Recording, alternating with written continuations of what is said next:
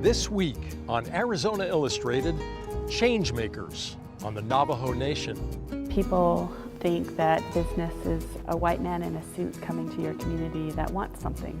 Exposure with photographer Daniel Schumann-Mraz. All art is reflective of the person who's making it. But I think that photography especially, it's bam, this is my perspective. London Rocket, the edible weed. And I had no idea they were edible, so yeah, that's a shock to me. I thought they were poisonous. In fact, most of the weeds that I've ever run across I thought were poisonous. And Far Afield with Laura and the Killed Men.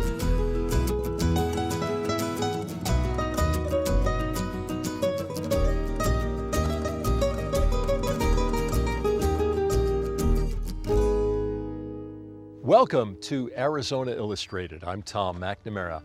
Last month, producer Vanessa Barchfield traveled to the Navajo Nation in northern Arizona to visit with Native entrepreneurs and to hear the challenges they face and the opportunities they're creating during a time of major transition for the Navajo and Hopi economies. This is Changemakers.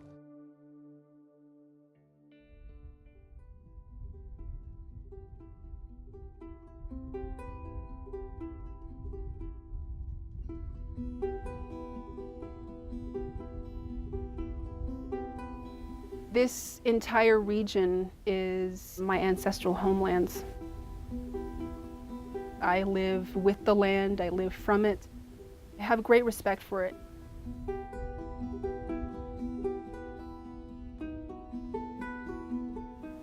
Laws on the reservation were not made for us to create our own economy. They were made for companies to come and extract resources from our lands.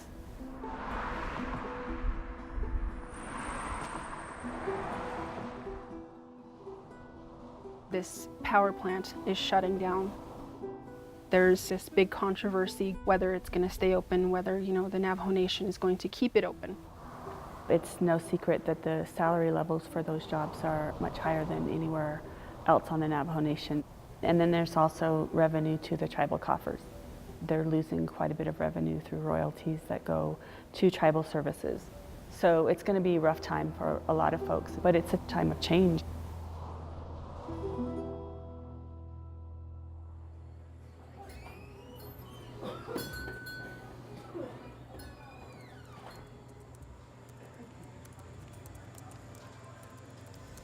I come from a family of silversmiths. So I grew up with people working every day but not actually going to work. Making jewelry and then going on selling trips. We'd often go to Sedona or Phoenix or Santa Fe. I was always told when I went to college that I would be going for business. So I did. That's what I studied at ASU. When I was in college then, it was really about how to work for corporations, how to climb that corporate ladder. But I always knew that I had wanted to start my own business.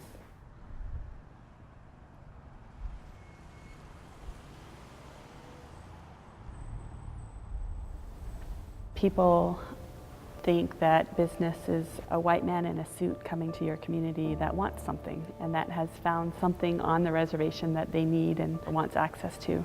That's the perception of what business is. So we wanted to change that view of what a Navajo entrepreneur was.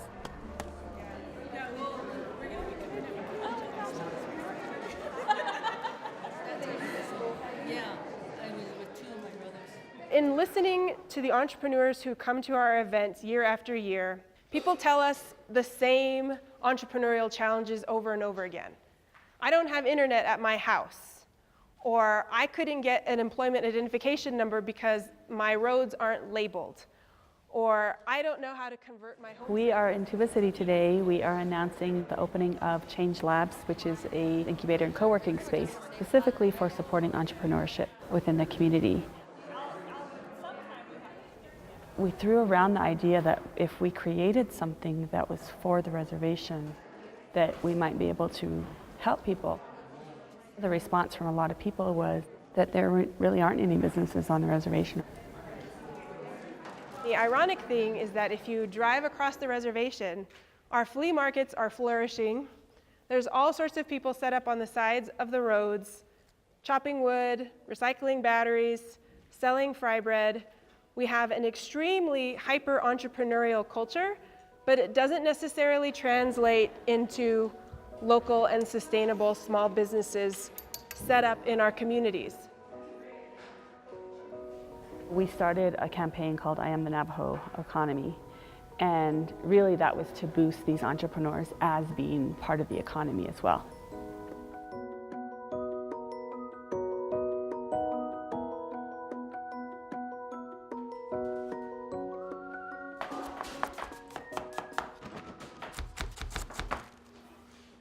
I own a small food stand and also a small catering company called Alternative Eats, and we focus on Japanese-inspired food. People think sushi in Tuba City, I don't know about that. He started with just a smaller menu, but it's taken off. I always wanted to learn how to cook, but in my family, I guess, stereotypically the guy you have to become a welder or a pipe fitter. When I went to culinary school, there was so many foods that just really opened up my mind and my taste and my curiosity for different cultures. I always wanted to come back. I always wanted to come back to Tuba City and bring back what I've learned.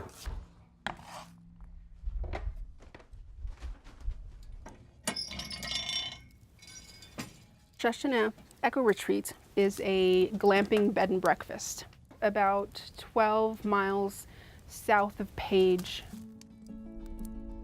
Our guests come from all over the world. This is an immersion into nature, surrounded by it. You go and take a walk up the hill and you can come across any manner of creature that lives here in the desert. It's surprising how many people crave that. We've been in business for about 4 years now. One of the main challenges of setting up a business here on the Navajo Nation is just wading through the paperwork that you have to go through, all of these regulations that you have to meet, as well as introducing the idea that you want to run a business here on the reservation.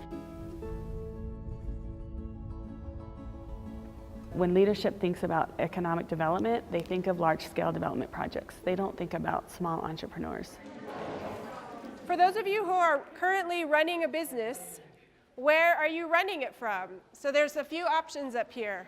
They don't think that entrepreneurship is a force, when really it's the force that's kept communities alive and able to survive. Our incubator has been around officially for about 5 years. We have 14 businesses that are currently in the incubator. How many of you have actually worked in a co-working space before? So we do this through an application process. Once you get into the incubator, we have a series of get-togethers. We bring graphic designers and branding experts. They do workshops on how to create a brand. Another event that we do is a financial deep dive, where we bring in accountants, and this is the part that's difficult. We have to do this in a setting where we sort of trap them there and say, okay, we have to talk about your profitability, your margins, your expenses.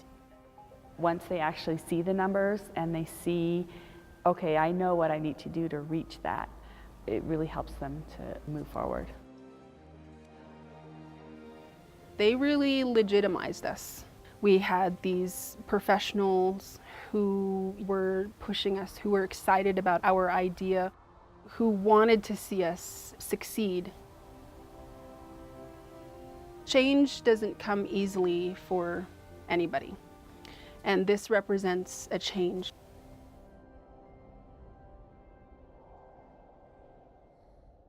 Here in Tuba City on the reservation, if we were to get rid of Taco Bell, Bash's, Sonic's, Kentucky Fried Chicken, if we were to get rid of all of those overnight, whoever made the best hamburger in town is gonna be rich overnight. Whoever makes the best fried chicken in town, they're gonna be banking it. Like, why not let a native, what's wrong with a native getting rich? What's wrong with a native having a little money? What's wrong with a native being successful? I see the drive that they have, and a lot of times it has nothing to do with money. It's because they want to live in their community, they want to raise their family here. I see that, I see the sacrifices they make. Come together. But I also see the potential. Growing up, we as Navajo people were taught to believe what was out here for us wasn't what was good for us. What was good for us was off the reservation or outside of what the Navajo Nation was. That's one of the things that we're trying to change now as a society. Our culture doesn't limit us, it actually is what we need to survive and to do more than survive, to be successful.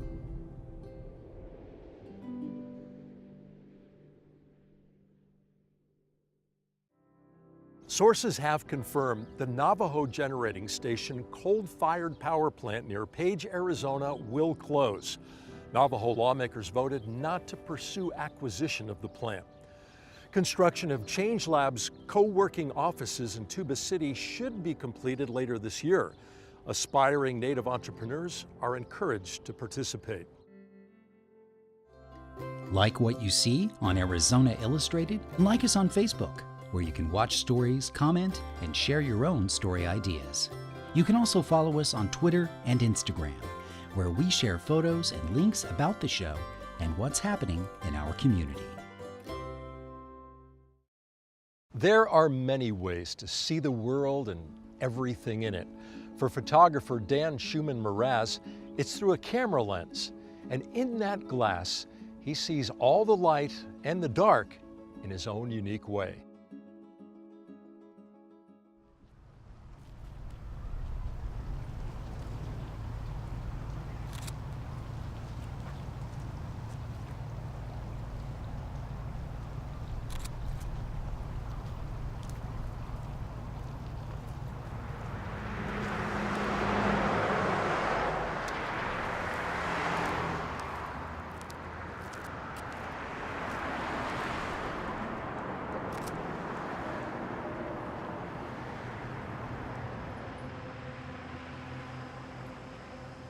All art is reflective of the person who's making it. But I think that like photography especially, because it's like, it's, bam, this is my perspective.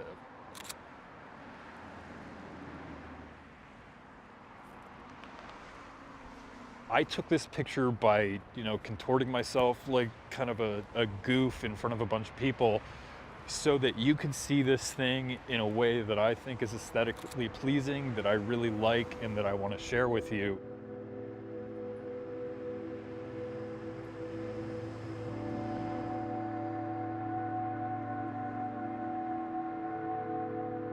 I've only been shooting since November 2016. I was out of work and I had a camera, and then I just proceeded to spend just about every waking moment that I possibly could walking around town and taking pictures of stuff.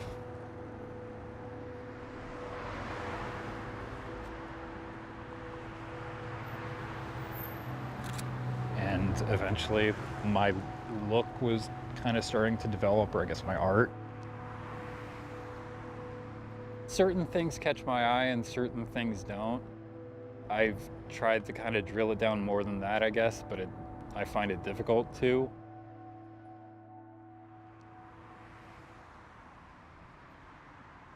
There were times where I spent like literally weeks just inside. I have obsessive compulsive disorder, and specifically mine kind of focuses a lot on like obsessive thought.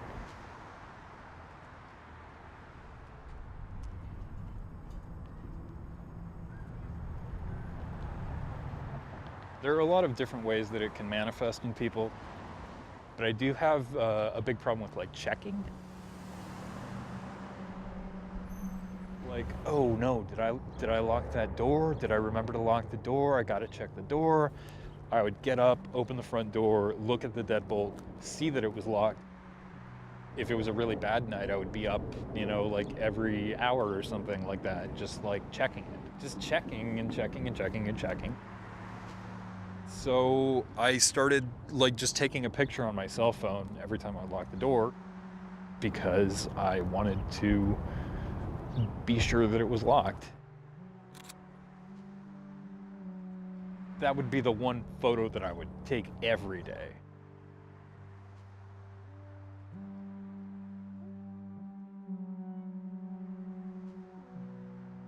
Somebody told me a long time ago that I don't have a lot of people in my pictures, but they can feel people in all of them. And I think that that's pretty true. I found it was like an old scanned copy of this book, Understanding Exposure. It just really opened me up to like every photo doesn't necessarily have to be a correct exposure. Like you can fiddle around with settings and stuff to like try and find something to capture the way that you see it or the way that you want other people to see it.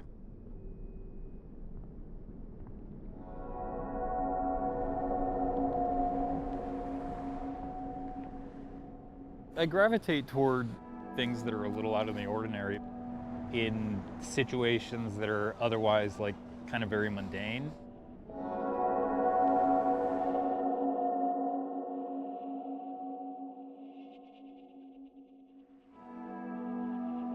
I've always thought of it as kind of like a real, like kind of light surrealism. Like a dash of surreal on something that's kind of otherwise a little ordinary. The ones that, kind of have a lot of interplay between the light and the darkness, those are very much me, I think.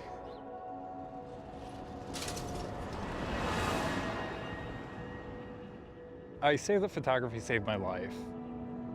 I've been to enough therapists to know the difference between like suicidal ideation and suicidal thought. So it's not like I was standing on like the ledge of a building and somebody was just like, hey dude, try out this camera and see what you think. And, it just turned everything around for me.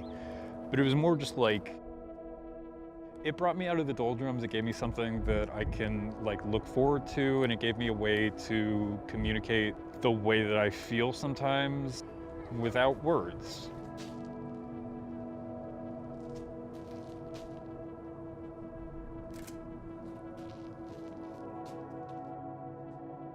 It can be a little weird to, take a picture of like a traffic cone that's in the middle of a street and say like, I really identify with this traffic cone, but sometimes I do.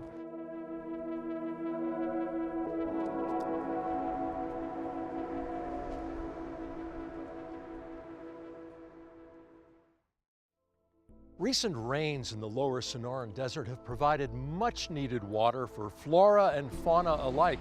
Even the weeds are happy, like this one. This is the London rocket, a common and prolific grower in Tucson and a member of the mustard family. It is edible and nutritious, and tossed in super salad, it is also delicious.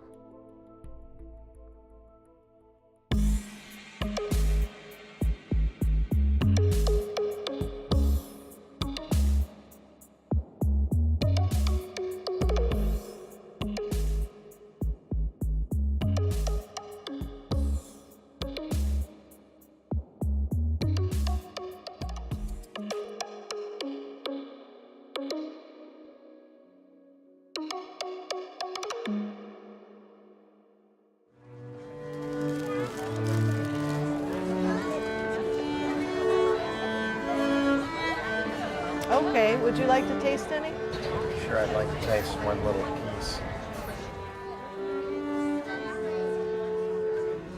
Very nice. Do you want to try a piece? It's in the mustard family. The leaves themselves are very piquant and spicy, so they are very edible, raw or cooked. It's already gone to seed in certain cases. You could harvest the seeds and make your own mustard. So yeah, a great way to get a lot of seasonal food into your diet and high-powered nutrition. My name is Jill Lorenzini, and I work for a nonprofit group in Tucson called Desert Harvesters. The food bank hires myself and others to teach demonstrations here, to offer free education to people who come to the market and are interested in healthy foods and also food security and water security. I like the choya. I don't know how to use choya. Well, today the demo is on wild greens, but I've also brought barrel cactus fruit because they happen to be in season. So in winter there was a demo on barrel cactus. Right now, as we kind of enter early spring, it's wild greens like mustard. I think it's great that we have educators who are here to show us this, because when I was younger, we had a lot more desert in Tucson back then. I had the blessing of having a grandmother who would, show me, and she was very good about taking us out and holding the bag as she was cutting nopales or pulling the persilade. She probably thought nothing of it because that's just what they did.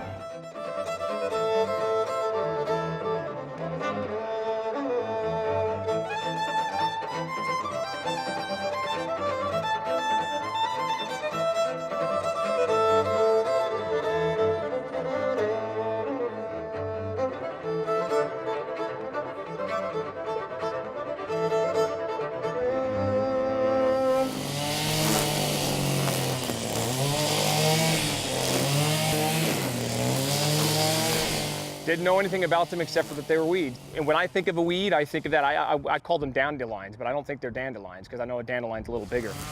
And I had no idea they were edible. So yeah, that's a shock to me. I thought they were poisonous. In fact, most of the weeds that I've ever run across I thought were poisonous. I've never attempted to put them in my mouth. Now, if somebody just went ahead and put them in my salad and I tasted them, maybe I wouldn't even consider it, because most of my salads are always covered in ranch dressing.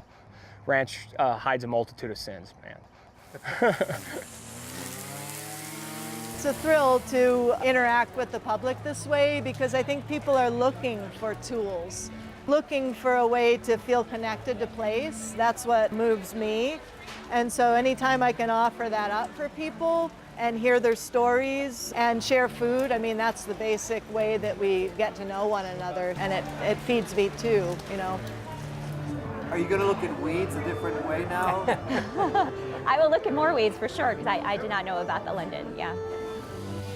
For a limited time, because they'll be wilted by tomorrow, I have a whole pile of them in my backyard, so yeah, you can come back and get them if you're interested. So.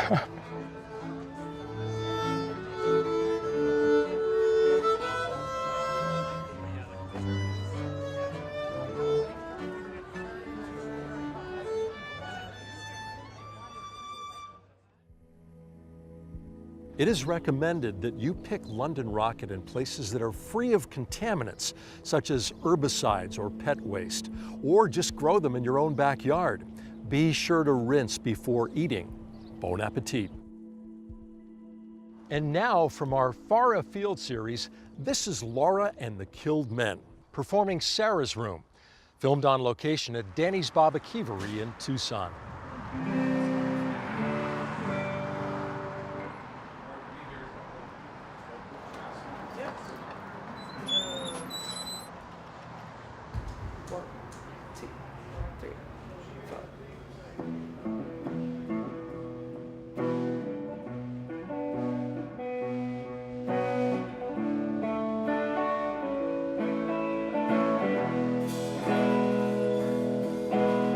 As long as you remain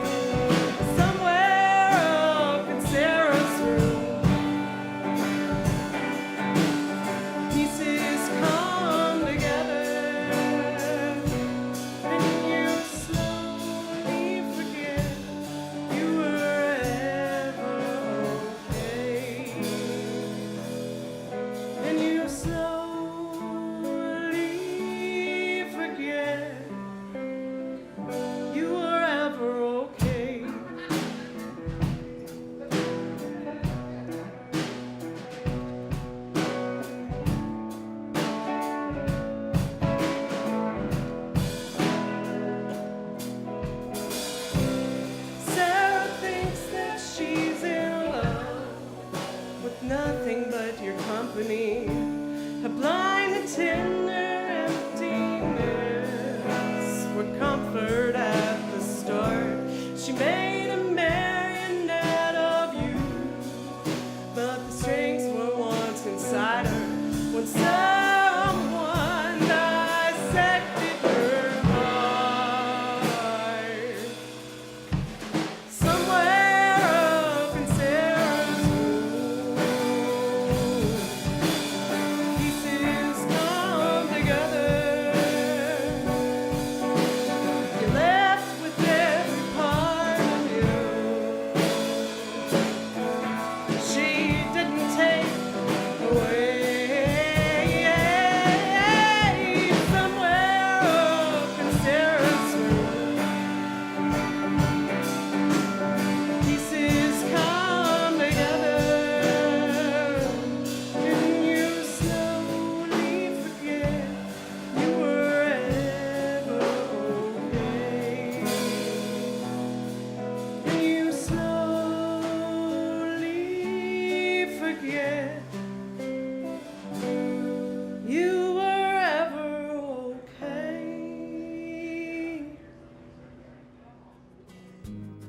Thanks for joining us here on Arizona Illustrated.